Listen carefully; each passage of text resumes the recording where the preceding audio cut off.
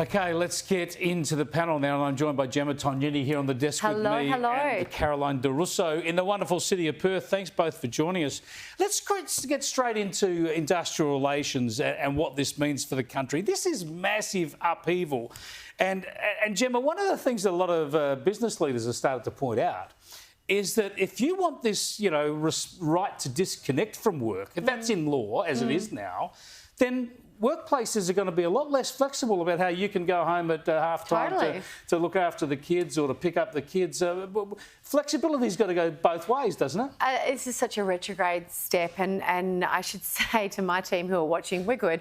But, you've got one-way traffic, and employers are quite rightly going to say, if you want to clock off at 5 or 5:30 or whatever time you're finishing, that's fine, but no longer can you bugger off at 3 o'clock to pick up your kids and log on later.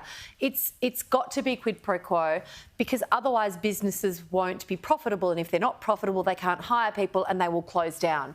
And as much as Canberra would like the whole world to be employed by the public sector, like the People's Republic of Victoria is, it's not sustainable. It's like you've got a bunch of people developing policy saying, how can we show the greater world that none of us have got any experience in the real economy? And those figures that have come out today about, I believe it was Tony Burke's office, and the amount of them who are not actually working in the office, is it any wonder that this government is coming out with what I call lowest common denominator policy development? They're assuming that every boss in Australia is an unboundaried rat. Yep, and they're looking for ways to get governments and unions more involved in private businesses. Let me just point out one more thing. What everybody knows, unions represent less than 10% of the Australian workforce. Why is the tail wagging the dog here? And Gemma, the thing is, as Gemma just referred to, 70%, it's revealed today, of Tony Burke's own department, and we believe about 70% of Treasury as well, federal public servants, are working from home. I mean, these people want to work from home and never get a phone call from the boss, and we pay. Yeah, and look, I mean, I work from home, I run my own business, but it's a little bit different. But I will put on a load of washing at 10 a.m.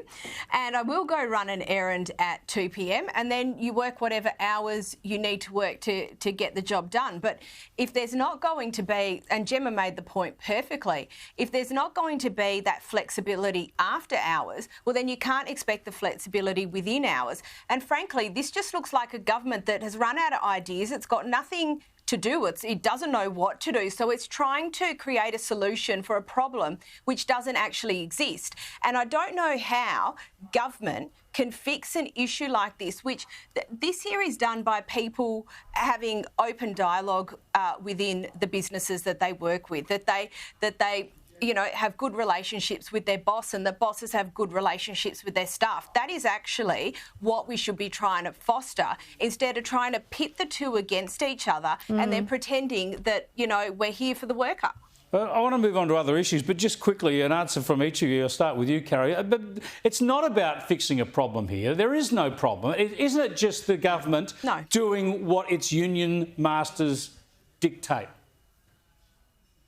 It totally is. And even this morning, Laura Jays had Chandler Mather on, and he couldn't give her an example of where this is a real issue, or where it actually occurs. And they're trying to find and make up some contrived potential issue, which never actually happens in normal everyday workplaces, to try and justify why this is needed. We need to find, Gemma, one example of someone's life being destroyed by a work call from the boss at 10 o'clock at night. It just doesn't happen. And I think I want people to know who are watching this that when your workplaces turn around and say, I'm sorry, there's no more flexibility available to you during work hours to do those things that you've previously been doing, look in one place. Federal Labor, Tony Burke, retrograde 1970s, policy that has no place in a modern workforce. And those unions. Now, let's go to Queensland and talk about the youth crime crisis there. They've actually got the police commissioner to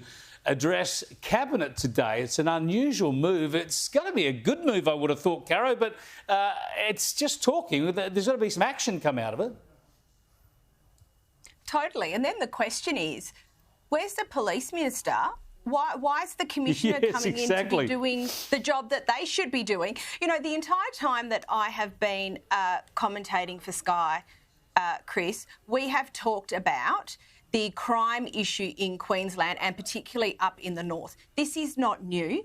It is just now become a political issue for the Labor government, so they have to pretend to do something. They're talking about ankle bracelets like it's policing. It's essentially the policing equivalent of giving your kids an iPad and hoping they grow up, you know, totally fine without any involvement from the parents.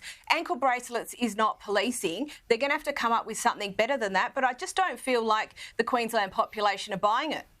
Yeah, Cara makes a good point. I mean, if the police commissioner was doing the right job, the cabinet wouldn't need a briefing from Katarina Carroll. This stuff's just got to happen automatically. We don't have all the departmental heads turning in to brief cabinet on health or education or whatever. It's supposed to be the ministers doing this. Well, this is systemic, right? And this is a problem that successive Queensland premiers, i.e. Anastasia Palaszczuk, obviously no longer premier, but she's not accountable to a problem that her successive years in government created. They have cuddled children who, yes, we can acknowledge that kids who come from difficult backgrounds tend to offend. That's not in dispute. But just saying give them a cuddle and send them back on the street, that is achieving and has achieved nothing. Queensland, I was about to say Victoria, but you could substitute one for the other, quite frankly, when it comes to youth crime. But Queensland voters have got every right to be demanding change. And if they vote for this... If they vote, this chap, then they're on their own as far as I'm concerned. You get what you pay for. Just on the giggling Premier of Queensland, the idea that he's calling out from help for the other states during a cyclone, which of course he should be able to do, but at the same time not paying his $100 million bill to New South Wales for help in Queensland? They're the family member that you just want to cut loose, frankly. Like, they're the freeloaders who come and stay and they eat your food and they pee in your pool and they do all that sort of stuff, and then they come back. They don't want to contribute. They're absolutely... This government is hubris, Chris, and it's the result of being in power for too long. Indeed it is. Now, I want to go to you, Caro, our Royal Report expert, and tell us about King Charles III. We heard from Prince William last week talking about the illness his dad's dealing with. Now we've seen King Charles III out and about. Also, interestingly today, word from the Governor-General that so far there are no plans to delay the King's visit to Australia, planned to happen later this year. So you never know, he might still turn up. Yeah, he might still turn up, which I know you're really excited about, Chris. You've got it marked in your diary and you're ready to go with your flags and all that. I know you're excited and I don't want to disappoint you. Look, we know that he is having treatment. We know that he will get very good treatment. We know that he has a form of cancer. We don't know what the form of cancer is. We don't know the severity of it. He came out yesterday and made a statement, which I think a lot of people were really happy to hear. Obviously, Prince William has made a statement this week, as has Camilla, the Queen, but I think people were happy to hear from Charles. He went to church. Look, he is out and about. He's obviously not taking on his normal workload that he would be. Other royals are filling that gap. But I guess we'll just have to wait and see that they're due to go to Canada, I think in May, well before Australia. So it'll be interesting to see whether those plans remain depending on his treatment. But Chris, he will hopefully be here in October just for you, my friend. Let's hope he bounces back and does come out here.